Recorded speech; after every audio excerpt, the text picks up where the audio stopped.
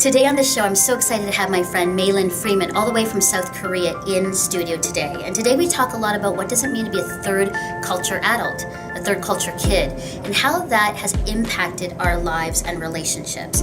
Mei-Lyn shares about her experiences working in a leper colony in Madagascar and teaching in South Korea and teaching in China, and how she has created an environment with her students and family on wonder and curiosity about the world and how to have a healthy worldview and experience of others and cultures. She also shares what it means to lose both her parents and how that has impacted her today.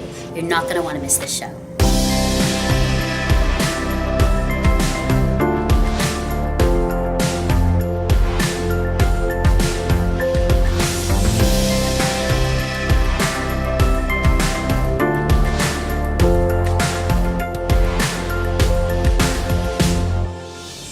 Freeman, it is so good to have you here in the studio with me all the way from South Korea. So good to have you. I can't believe how long we've been friends for. How long has it been now? It's beautiful. Definitely over 25 years. Yeah, I can't believe it. 27, 28 maybe. You know, my dad has always said, time. that the days are long, but the years are short. And I think that's kind of like with our friendship. Mm-hmm. I think that's so important. I think that can be a whole other show about longevity and friendship, because a lot of people I don't think have friendships like what we've had for so long. Definitely. It's amazing. And I say it to my kids as we travel around the world, that those friendships that you make, that you have a strong connection with, those will stay for life. Mm-hmm. And you'll connect with those people, and it will be beautiful to see how your friendship grows and the choices that you make and where you end up. Yeah. And I think that for us too, I mean, we met through, the same church. And so I think that's really neat, sort of like our own faith story and our journey has a lot to do with it. Even though I only see you like once a year when you kind of come back to Canada, it's just like we just pick up where we left off. No time have passed. I know. Yeah. But definitely you have to come back next year and we'll do a story on friendship. In my intro, I said that you were a third culture adult. And I've been hearing a lot about that, on blogs and in sort of society, that people are saying that a lot more. Explain that to me, because I think that's a really interesting concept. So by definition, a third culture kid, I mean, the definition kind of has been thrown around quite a bit. But by definition, it's people who have been raised in their childhood in a culture different than their parents, so different than their passport. And so for me, and I think you would fall into the same category. For me, my mom is from India. My dad is from China. They met and grew most of their life in England. So when I was born with a British passport, but obviously born in Canada, born and raised in Canada. And so what that brings, and there's lots of books out there for anyone who is a third culture kid, a third culture adult. David Pollock and Ruth Van Reken write a really great book just about what does it mean to be a third culture kid.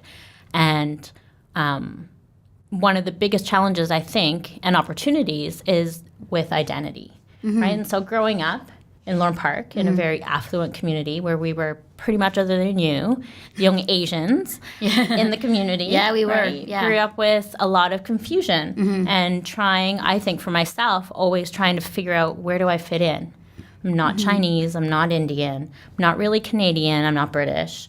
Where do I fit in, right? And so challenges, but then also the beauty that brings in cultivating a curiosity to see the world and see other cultures, and do I fit in somewhere else?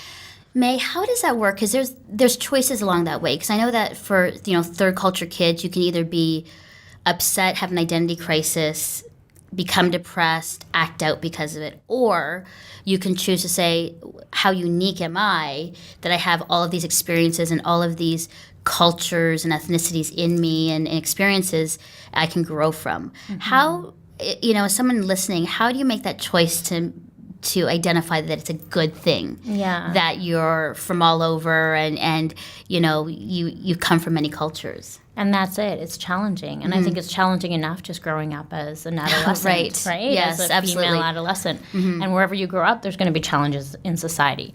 A lot of it has to do with your parents and your upbringing and the values that they instill in you. We had the benefit of growing up in a Christian home, right, where your beauty and your uniqueness and that we're all made as a gift of God really shines through. Yeah. Right? And so always encouraged to kind of figure out who you are, and that who you are is a unique being, not someone, and that all of us are unique, right? And those differences are really important and beautiful. Yeah. Right? And I think also friendships, of course, right? Friends that you can ask those questions to and really discover together. And then education is huge, right? And so we're living in South Korea, right, at an international school. And I think that everyone, all the kids that are in that school, well, not all, but the majority of them are third culture kids. The majority of them are expats living in a country where they're not from. And so the beauty of that is they're more open to talking about those differences. And I think all of that just helps. Yeah, I think that's important. I think, I think one of my struggles when I was growing up, and, you saw this in me going through high school, is that, rather than, I think, see that I was unique and had something to add, to my experience in high school or to society, I kind of looked at how I was different. Yes. And that's a mindset, right? It's like I can either look like I'm different and this pariah and that I don't fit in, or I can kind of find my place and kind of like reframe that actually I have something different to add to the story, to the narrative here. Absolutely. Right? But in high school, you're not thinking. I know, and that's the thing. You can say that now. We can say that you now. You just want to fit in. You want to belong, and you just want to fit in, which is a lot of people in society as well. Yeah. Right? And it's all about being part of a community and feeling like you belong. Yeah. In high school, I didn't want to be Asian visibly, right? You just kind of stood out of the crowd. Yeah, totally. And I didn't want to learn Mandarin or Hindi or any other language. And I never wanted to learn Tagalog at all. I'm like, I'm Canadian, I'm just English. Canadian, yes. It's all about English. Totally. Yeah. Well, as now, my kids, because they've traveled, they are excited to learn new languages. They're excited about the Chinese that's in them, even though they don't think they visibly look obviously not as Chinese as me. They're excited by their differences and the challenge to learn a new language. I love that. I love that you can now instill that, with your kids. I think, Canada, since I came in 1986, has definitely changed in the landscape with immigration and multiculturalism and the more of acceptance. But when we grew up in the community we did, I mean, you're right. I was like one of only 2 brown kids in my, grade 8 class. And people would come up to me and go, "Do you speak English?" And I'm like, Where are you from? Like, from space? Why are you Where are you from? And I would be like, what? I've lived like all over the world. I went to international school in Singapore and in the Philippines. I had all experiences of like Canadian culture, and you're asking me if I speak English and if I like McDonald's. Like, it was, so I mean, I joke about that, but those were some hard years. It's really hard to kind of like fit in and find my place. But I am thankful, I think for my own faith and understanding, who I belong to and God and how he sees me, but also definitely church community and my parents. Yeah. It's a huge thing. My parents always having to talk to see where I'm at. That's good. And again, I'm so glad that we got through that. Yes, right? And we got through it together. So many stories. Yeah, I know. Let's talk about, you're in South Korea now as an educator, but I want to find out a little bit about the background of your story and how you got to this place. Because you're like a world traveler. I think for some of us, it's like, oh, I wish I could be like May, and other people are like, no way, that's just, that's so risky. But let's talk going back where that sort of travel bug came and how, you sort of developed and brought it into your own family now on travel and a worldview. Yeah. So my first time abroad, and as I said, growing up, right, I was always curious to see the world. Which is also another story. Family, and I have siblings, right? And I'm the only one that's abroad. But anyhow, that's another story. So my first time abroad was Madagascar, 20 years ago. Wow. Signed up for this Youth Canada project. 20 of us flew into Madagascar, and all of us with different backgrounds. And my background is in microbiology. And so I went to learn and share and exchange ideas with the local people about their healthcare system and public health, and how can we learn from them the same way, what can they learn from us coming from somewhere that's more developed, right? And it was a beautiful opportunity to step in out of my comfort zone, always been in Canada, and I'm 24, right? So really haven't been exposed to anything but Canadian. And being forced to just have a blank slate and find myself, as well as see how I can influence others and others can influence me. And so I spent part of my time just searching for different hospitals and medical people to connect with, as well as just learning about how they manage their healthcare. And so most of my time was spent in a hospital where there was a leper colony attached to the hospital. I didn't even know that leprosy still really existed. I thought that was something that was finished with. Like in biblical times, you hear about leprosy, but thought that had been sort of, eradicated. Absolutely. Same with me. All of these diseases I saw in Madagascar were textbook, things I only read in a book. And leprosy is eradicated. But there in Madagascar, it was just the people, even though they no longer were contagious, their limbs, they didn't have limbs because of suffering from leprosy, and so they were shunned and ostracized from society. So they were living in a community together where the only people that would show care for them and provide food for them was the hospital next door. And I found a huge need just to befriend these people, as well as at the hospital, the clinic, every morning there would be a lineup of over 400 people wanting their blood tested for various diseases. And there was one guy in the lab working on his own.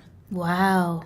So we were just like, well, this doesn't make sense. They would get through maybe, a quarter or an eighth of the lineup, and everyone else would have to go home, right? So we were there to help with testing. And they're just, because it's a very, very poor country,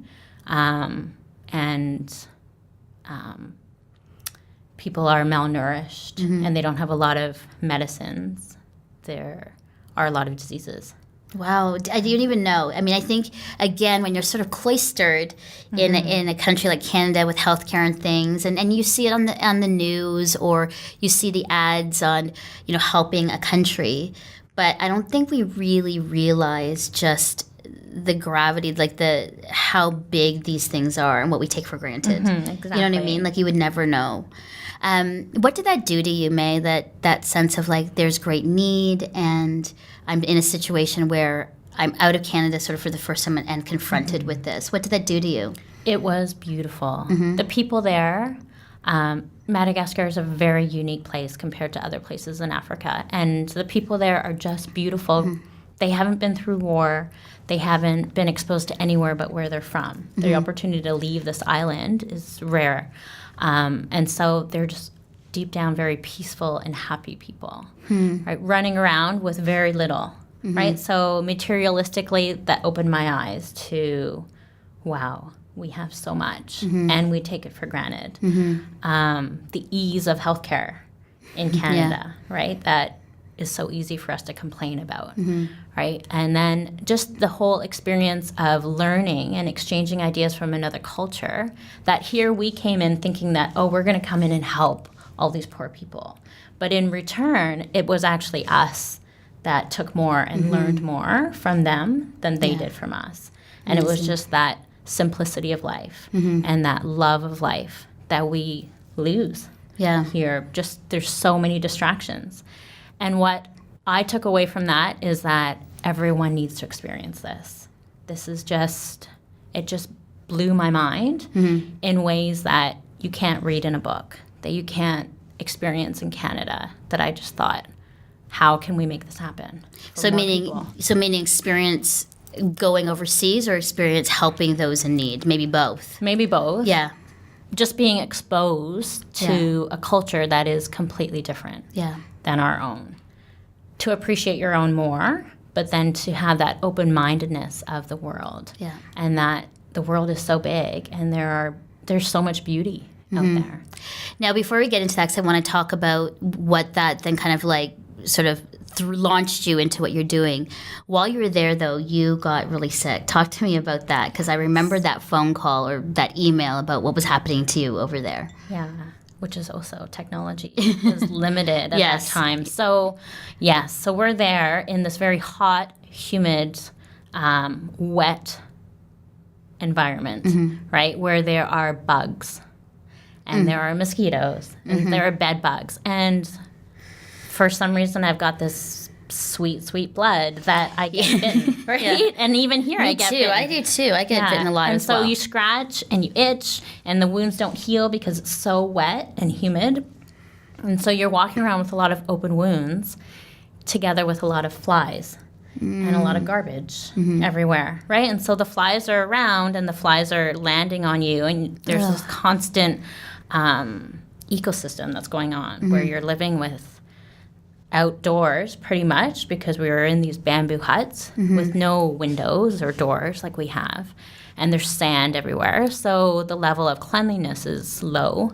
And so one of my open wounds got infected on my ankle and it just expanded, right? And it just my leg was swollen, like double the size.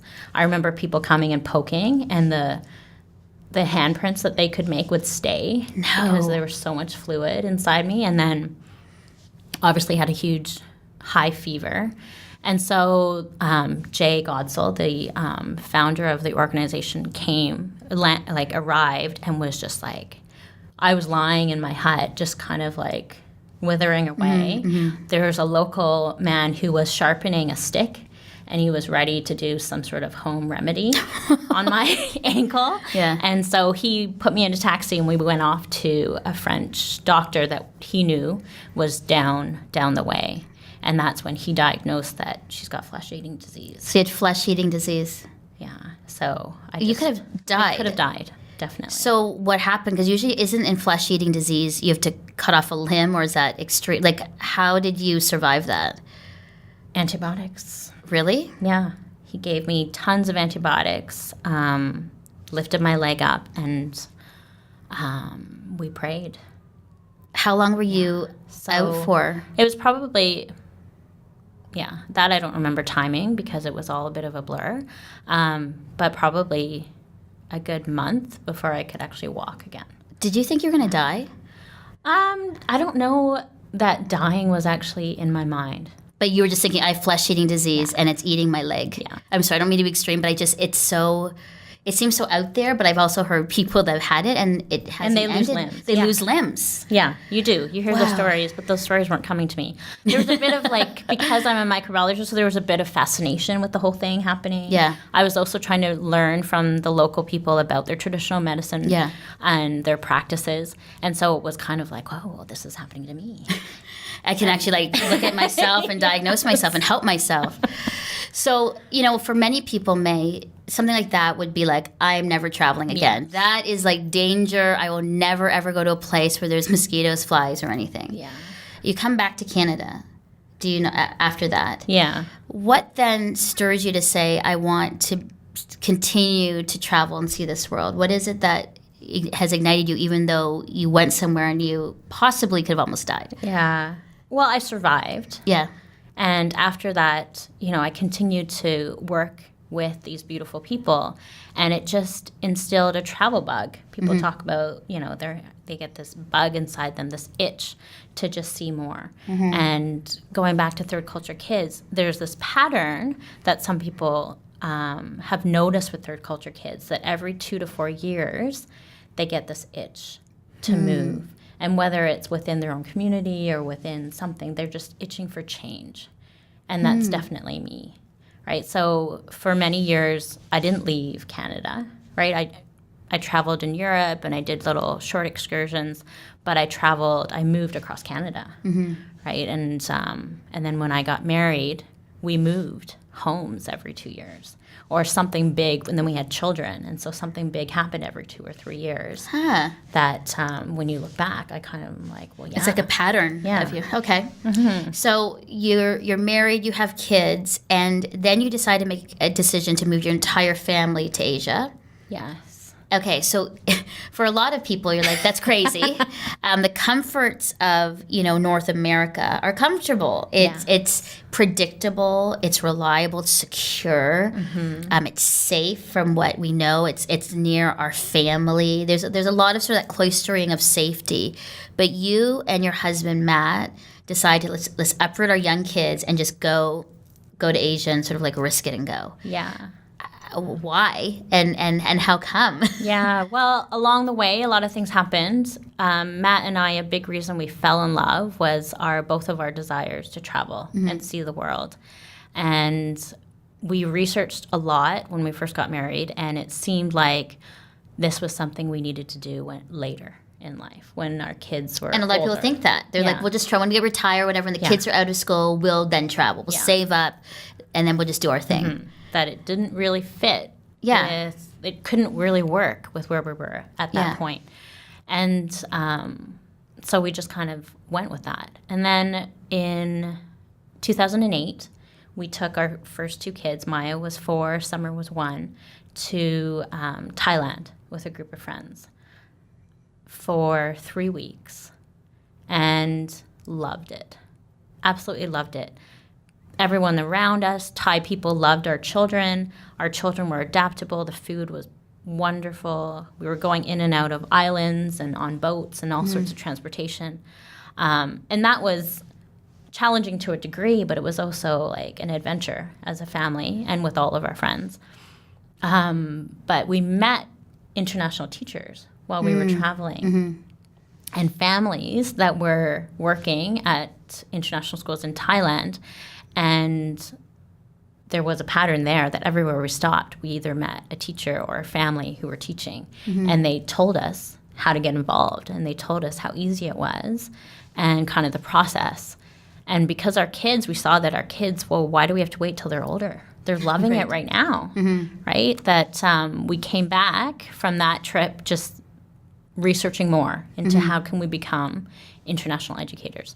My husband was a teacher at the time, and so for him, it was a pretty easy thing. I was working at Pfizer, so in sales and marketing, so not any connection at all. You know, May, it's interesting how we forget that there's this whole other world of expats and people that are living overseas and having a great life and experiencing great things. And I think it's a balance because there's some people who are like, that's not for me.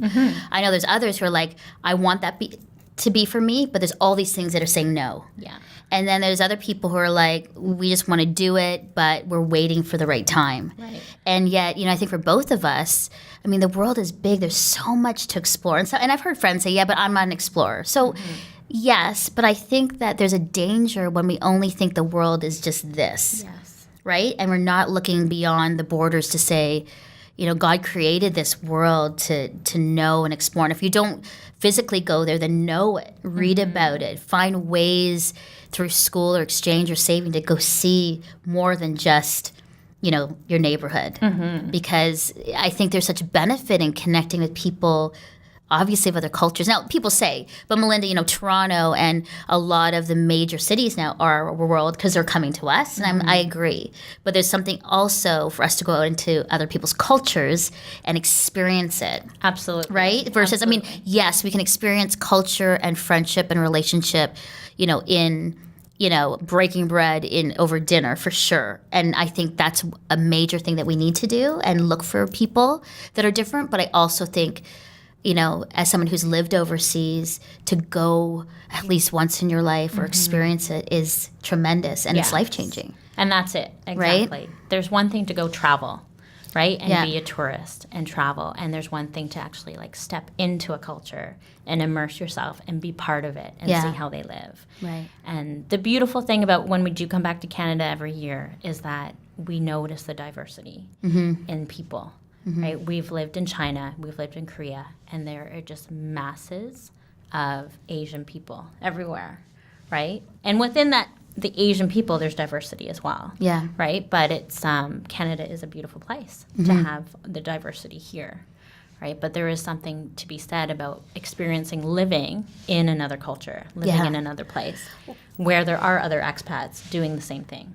Talk to me about living in South Korea. For a lot of us here in North America, it's like, you know, we hear North Korea, we hear about stuff in North Korea, but we don't really know about Korea much. I mean, there's some people who do, they've got friends, but for a lot of us, it's like, oh, what's South Korea like? What's it like living there and the experience for you and your family? Give us a bit of a snapshot. It's a beautiful place, even though there is, as you say, everything above the border. The country itself, they have done so much for their people compared to other Asian countries. Japan as well, right? They're very developed, very progressive, and it's a very clean and safe country to live in. The people they have a very quiet language. They're quite reserved as a culture. But there is a beauty in that it is like the number one growing Christian nation in the world. Wow, And really? so when you look at the landscape as you drive in from the airport, there are just crosses everywhere. And the billboards, like our kids see billboards here, right? Yeah. When with all the advertising, the billboards say things like, Jesus loves you, Wow. God is risen. Like those are the billboards you see. And you just think, where are we, right? Yeah. Like, where is this place? Why do you think that is? Why do you think South Korea has this resurgence? Because, I mean, I wouldn't even have known that. I would think maybe the Philippines or a South American country, but I've actually heard that the church in South Korea is just growing. Yeah. And I don't know. I mean, maybe there's some kind of like revival or some renewal thing happening there. The people are obviously searching. Yeah. Right? And I think a place where it has been stricken by war and there is this fear of what's across the border, that the people are in a place where they're really searching. And this surge of Christianity is young, right? And this surge of growth economically is young. Like I would say maybe in the last 20, 30 years, right? And so missionaries came in, right, to a place that in need, and the people were just open to receive. Amazing. Yeah. Like congregations are 30,000. That's crazy. Yeah. That's amazing. I mean, I've been hearing some really great things about that. And I think that it's important for those in North America to, again, read and listen to what's happening in the world. Because sometimes, again, even within the Christian culture, we're always like, look what's happening here in our church and our mega churches and these people. And meanwhile, outside of North America, there are tremendous revival and renewal and things happening all over the world that somehow we miss and we're not interested in. And I guess, why I'm so glad you're here is that trying to encourage people to have this worldview that, God created and made this world and this beautiful world of people and places. And I think we miss out when we have such a limited view of just, this is us. This is just how it is. Right? What are you teaching your kids about the world and how to interact with people and culture and things? What's been sort of the number 1, 2 sort of learnings that you're giving to them? Really big for us, I think, and all of it comes from your own upbringing and your own experience. Number 1 is love, right? And just to love themselves, who they are, and really getting to know who they are, what they're interested in, what are their passions, and to be bold enough to explore that and experience it and find out, right, what makes you curious. And then once you really know and understand yourself, then love other people. Go out there and meet other people and find out who they are and what gets them ticking and gets them, moving and excited. And that everyone has that in their essence. Everyone has that beauty to share, that love to share. And I think those are hugely important as they grow up and as they explore the world. And that the world is a big world, and there's so much beauty, but it isn't hard to do. Yeah. Like we have a map on our kitchen table, and every meal we're looking and curious, where can we go? What happens there? What animals live here? And what are the people? Where have we been? And I think it's just a great conversation to have, to be open about different cultures, different places in the world. And we know our roots are in Canada. Our kids are very proud to be Canadian when anyone asks us where we're from. And so they're true to their own identity and proud to share that, but at the same time very open. What fascinates me, May, is that now as Gen Xers, when we were young in our 20s, it was like, we're going to see the world and we're going to make our way and make our own rules. And now as Gen Xers with kids, it's like all those things that we loved and wanted for ourselves, it's like now we have an opportunity to instill that into our children. And I think, I'm seeing that a lot within my own friends, that was their priority and they're wanting their kids to experience that too. But it does take some intentionality and work and some courage. Absolutely. Because not everybody is, a lot of times you're just like, it's such a hassle bringing your kids to another country or the cost. But if it's a priority or something that you want, then you're going to save and you're going to suck it up. And if your kid cries on, the flight, you're going to still do it, and because I think it's important for, kids to see the world. I mean, with Nathan and Sophie, we haven't brought them overseas, but one of the things that we can do right now is that we take them most weekends to try a new cultural experience in food. So we go somewhere where they're the only white people and they have to try food and they can't not like it until they try it when they don't like it. Yeah. And they have to try to, say the food and the words, and we walk through markets and they have to look at stuff and pick stuff up. And so if you're like, well, I don't have the money to do it, there's creative ways for you to, help your kids experience the world where we are. Absolutely. And, then save if you can, for, a few years to go somewhere. Yeah. Right? Because I think it is really important. I think how I am as a person, and yes, I was adopted in the Philippines, so I had that start. But my parents were, every weekend we would travel. Or my dad would be like, if we're coming back to Canada, because my mom and dad are Canadian, we would go through Europe. We'd go through Asia. And my dad would be like, let's experience this. Let's see this. And when I first came to Canada, the first thing my dad was like, hey, on the docket,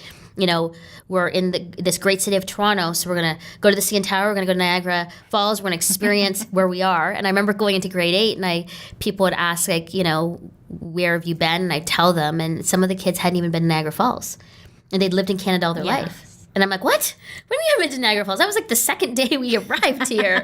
And they're like, oh, yeah, it's here, so we didn't think. And I'm like, it's, I think, trying to formulate a curiosity in ourselves and wonder of the world that I think keeps people creative. Yeah, absolutely. And accepting. So important, which I love. That's why I love being an educator. Yeah. And as a curriculum coordinator, I am providing that wonder and fostering that curiosity in our teachers as teachers, but then also encouraging them to do that in their students. Right? Because all of us are learning and growing. And I think it's important to have that mindset that this isn't fixed, what we have, but we're here to grow, we're here to learn at any age, right? And it can happen in our back door or it can happen on the other side of the world. It's just a question of making it happen. Now, you talk about your mom and your dad, and, we've been through a lot with them, and I love that your mom and dad sort of instilled that in you, and unfortunately, your parents aren't here to see, what, you're doing now, except I think they do see. Yeah. They're looking down, seeing you. But I want to talk about that. I think, one of the things about, our lives as we get older is transition and change. And so whether you're traveling overseas, you're making choices, but it's also, I think, the sense of getting older and your parents getting older. And so I just want to talk to you. We've never really talked about this really, but just the sense of, losing both your mom and dad over the past years. And has that impacted some of the decisions you've made? And I think just some encouragement for those who have, which is interesting, in the past year or two, I've had 2 or 3 friends lose both their parents. And, you're sitting here going, wait, I feel like I'm still 19 years old. Right. How can I have both my parents gone? Yeah. What's been the process for you, May, on all this? So it's definitely been a journey. I was 25, as you know, when my mom passed away. So it was a long time ago. I had just come back from Madagascar on top of the world, right? Like this experience where everything I learned in university, everything that was in me, I was able to provide with my own 2 hands, experience what it's like, right? And so I remember coming back and saying to my mom, I could die tomorrow, and I would be so fulfilled, right? Because God has given me the skills and the knowledge that I was able to just do, right? And then I received so much from these beautiful people. And I remember my mom saying, that's what it was like for me living in India. And here I am in Canada, and this is for you. It's okay. So beautiful, right? And there isn't. It's okay.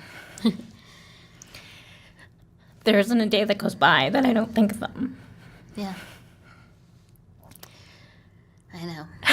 It was tough for us. And I think it was, as we get older, as we become parents, you realize how fragile life is. And, I think that's part of this where I see in you, sort of the strength and courage to give all you can to your kids and to be that parent that gives these opportunities to your kids because you just never know.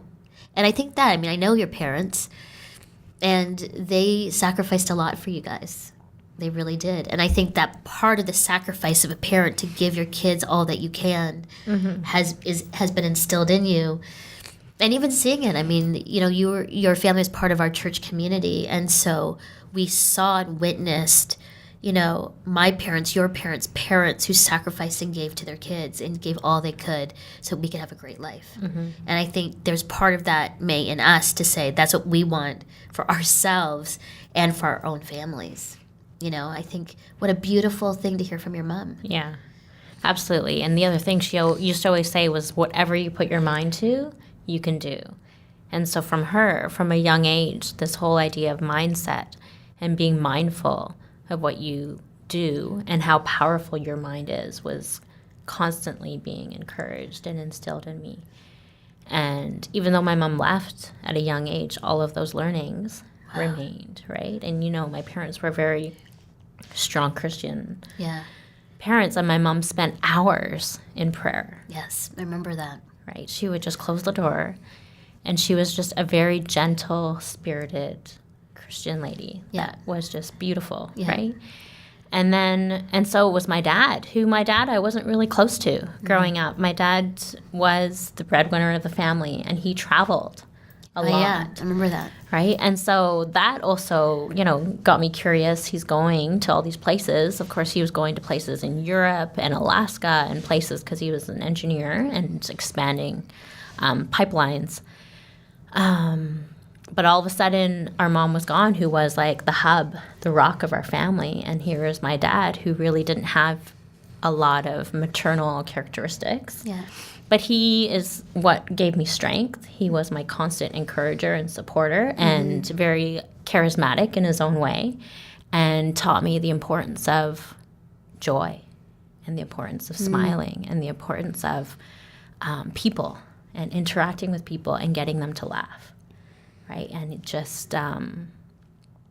Yes, your dad was always jovial and full of life and gave great hugs. Yeah, I remember. Yes, he had much more of a stronger presence than my mom, and so they brought a definite balance, right, to the family. And he brought us strength. And so with my dad passing, it was different. It was 2014, so I was older. Right, with my mom, it was painful because I was just starting. Yeah. Right, starting my life. I wasn't married. I didn't have kids. And it was just at that time where I was ready to ask questions. And with my dad, it was more I realized a lot of what I did within my life was to make him proud. And so when he was gone, I was like, well, who am I doing this for? And so that was powerful. Yeah. And it was powerful for me to be able to live in China and to have an understanding of who he is, who he was, that I'd never really understood, that I never really got to know because I didn't want to, right, growing up in Canada. And then I would see other people that were like him, and I'd just be like, well, that's where it comes from. Exactly. That's why he's so crazy. May, as we sit here, it's amazing I think, again, our parents were our age that we are now, and they were just trying the best they could as parents. I start thinking through a lot about what we've taken from family and parents and the good and the bad. Some people's experiences have been horrible, others have been great. But as I get older, I realize there's good things I can take from it and things I can say, don't want to be that. They tried their best. They were broken. They were and then you go maybe through Christian counseling to help you get through some other stuff. But then as a parent now, as a stepmom, it's like you realize how important it is, your values and what you say and what you inspire in a kid. I think I didn't realize that until, I married Chris and I have these kids now because they listen to you. Yes. They watch you and everything you do matters. Yes. Like modeling your life and what you say and what you do, they're watching. Yes. And it's an amazing, awesome responsibility. It's terrifying. It is. And I now think my parents are probably terrified too, because I can't believe now I look at my parents, I'm like, oh my goodness, you were my age once, and you were looking at us going, how the heck do we parent? Because now I'm at that stage, Yes. right? And so it's beautiful. It is, parenting, and you're it is. so right. Everything we do, kids are little sponges, and you are their role model. Yeah. You are what they're following and what they're observing, and you are their world for a huge part of their life. Yeah. And that was a huge reason I switched careers. I was working at Pfizer, Yeah. right? Pfizer Canada, and I was there for 10 years, and it was a great job. But the moment Maya became old enough where I saw in her that I didn't want this to be the role model for her. Ethically, it just didn't fit who I was as a person, and I knew there was more out there for me. And I didn't know it was going to be teaching, but I knew that our path and journey in Canada with a house and a car and all of these things and materialistic things was not what fit with us. And so we decided to move. We decided, let's go abroad and see what happens. I think that, as a woman in my certain age demographic, I should just say it. I don't know why I don't say it. But I think, May, I'm really inspired by you. I think, it takes a lot. I think, I haven't lost both my parents yet. But I think when that happens, it's going to be a big, moment of kind of looking back and going, oh, my goodness, and trying to remember all those things that they've said to me to help me. And I think when you look at it that way, for those that still have their parents, you get to a place of much grace must be extended. And because, again, you never know what's going to happen tomorrow. You never know how long we'll be here. And leaving Earth, it's inevitable. We're all going to leave. We're all going to pass away. But how are you going to make the most of your life? And what's going to be your priority and focus? And I think in just listening to you, it's been, there's this deep faith in God that has sustained both of us. It's looked different, and we both kind of were like, we're away from God, we're here with Him, He's always there. I think, what I'm hearing from you is just this deep, love for ourselves and for others. Cultivating curiosity, whether you're teaching at the school that you are in South Korea or with your family. But I think that wonder and curiosity is something that I hope, our viewers and listeners are reminded of, that, whether you travel the world or you just in your own neighborhood, look for it, do it, kind of look outside of yourself and find that. And so I'm really thrilled for you. I'm so glad that you're here. I'm so glad that we could have this chat, because I don't think we've really had in 28 years just really sat down and chatted. So I think, that's amazing. Fabulous. Yeah. Thank you for the opportunity. And I completely agree. And I would say the last thing would be to just have that courage to shine. Yeah. Just allow all of your upbringing, all of your experiences, good or bad, right? They have made you who you are today. And allow that to shine. Share your story, even with one person, because it's worth hearing. All right. Thanks, Mei Freeman, and we'll see you next year. Yes. Okay, thanks. So what did you think of our story this week? Let me know in the comments below or by writing a review on Apple Podcasts. You can also find all our past episodes online at faithstrongtoday.com/yourstory.